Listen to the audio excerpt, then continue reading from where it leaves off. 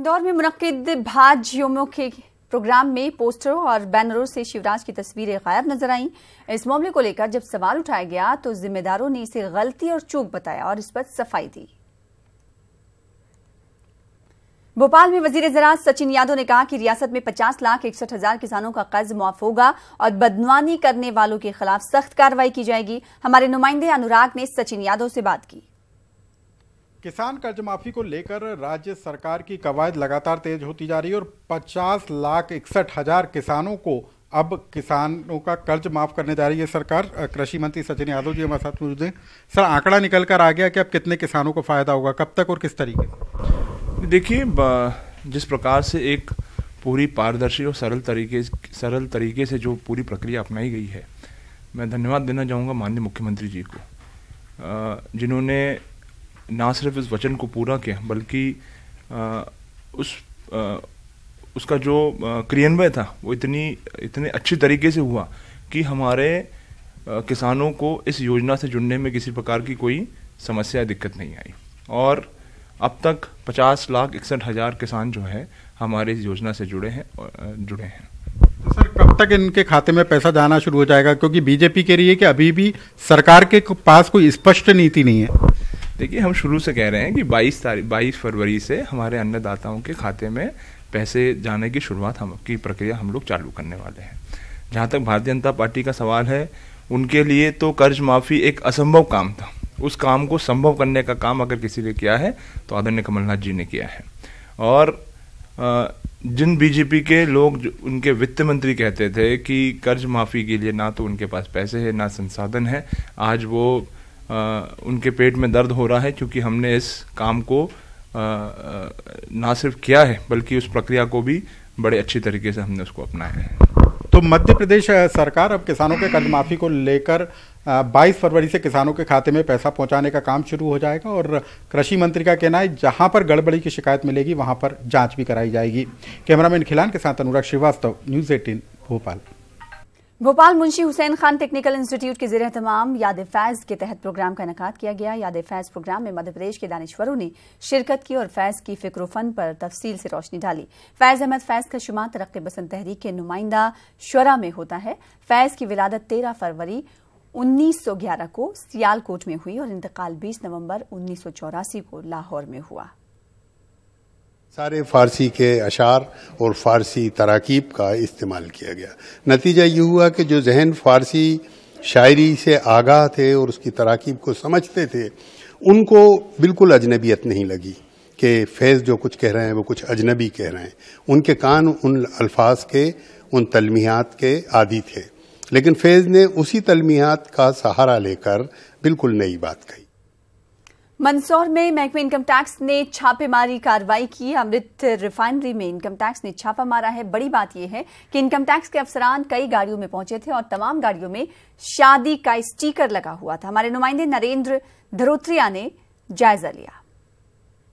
मंदसौर में बारात आई है और बारात में दूल्हा है विकास और दुल्हन है निशा, लेकिन इस बारात के बारे में जब आप पूरा सुनेंगे तो चौंक जाएंगे। इस बारात के आने से यहाँ पर हड़कंप मच गया है और ये बारात लेकर आए हैं इनकम टैक्स के विभाग के अधिकारी। इसमें दूल्हा दुल्हन भी काल्पनिक है और यहाँ पर इन्होंने एक मकसद से इस बारात को सजाया है। इन्होंने अमृत रिफाइनरी के ठिकानों पर छापेमार कार्रवाई की है। विभाग को सूचना मिली थी कि यहाँ पर अमृत रिफाइनरी के द्वारा करोड़ों रुपए की टैक्स चोरी की जा रही थी। कुछ दस्तावेज यहाँ से जो है वो निकाले जा रहे हैं और दस्तावेज दूसरी जगह शिफ्ट किए जा रहे हैं। बड़ी मात्रा में यहाँ पर छापेमार कार्रवाई की गई है। इससे अब अंदाजा लगाया जा सकता है कि इस बारात के आने से कितना हड़कंप मचा हुआ है और अब देखना होगा कि विभाग की कार्रवाई जो कितना टैक्स चोरी पकड़ती है और कहां तक इस कार्रवाई में जो विभाग है वो इसकी तह तक पहुंचता है। नरेंद्र धनोतिया, न्यूज़ 18 मंदसौर। इंदौर में एक कंपनी के दफ्तर में चोरी की वारदात अंजाम दी गई। बदमाश आधा दर्जन से ज्यादा मोबाइल और कंप्यूटर लेकर फरार हो गए। हालांकि चोरी की यह वारदात सीसीटीवी में कैद हो गई। इस दौरान चोरों की बातचीत भी बताया जा रहा है कि रिकॉर्ड हुई है। फिलहाल पुलिस मामले की तफ्तीश में जुट गई है।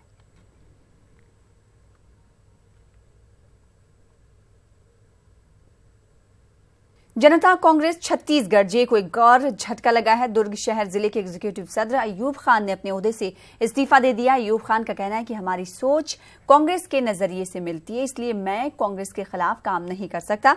हालांकि अभी तक अयूब खान के इस्तीफे को कबूल नहीं किया गया है। दिल, मेरा दिमाग, मेरा मन गवाह नहीं देता कि मैं जिस विचारधारा की पार्टी से जुड़ा था उसके खिलाफ मैं आंदोलन करूं, उसके खिलाफ प्रदर्शन करूं। इसलिए मैं आज छत्तीसगढ़ जनता कांग्रेस जे जोगी पार्टी से मैं अपना इस्तीफा देता। छत्तीसगढ़ के दुर्ग जिला अस्पताल में मेडिकल कॉलेज बनाया जाएगा। दुर्ग के एक प्रोग्राम में रियासत के वजीर दाखिला ने यह बात कही। उन्होंने कहा कि यूनिवर्सल हेल्थ स्कीम को अमल में लाने के लिए कवायद शुरू हो गई है और जल्द ही दवा मुहैया कराने के लिए सरकार एक पोर्टल शुरू करेगी।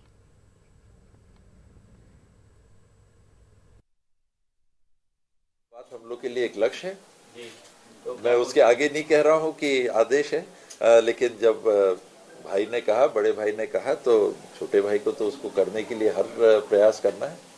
ऑनलाइन सारे नागरिकों के लिए, पूरे छत्तीसगढ़ के कोई भी नागरिक ऑनलाइन जाके किसी भी सेंटर में दवाई कहां पर कितनी उपलब्ध है, कहां पर कितना स्टॉक की कमी है, वो देख सकते हैं।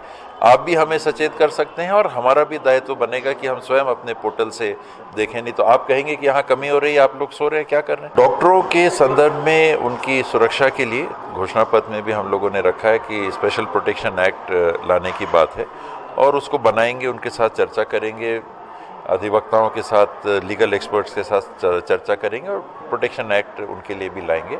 आज भी कोई भी ऐसा प्रकरण हो, चाहे नसबंदी का हो, चाहे गर्भाशय का हो, चाहे नेत्र का हो, कि जो जांच हुई उसमें इन बिंदुओं पे जांच नहीं हुई, ये साक्ष्य हैं और इनको संज्ञान में नहीं लिया गया, जैसे झीरम घाटी में नहीं लिया गया, तो वो बातें सामने आती हैं तो जांच कराएं। फिलहाल इसी के साथ इस बुलेटिन में इतना ही। मजीद खबरों के लिए आप लॉग इन कर सकते हैं हमारी वेबसाइट पर। आदाब।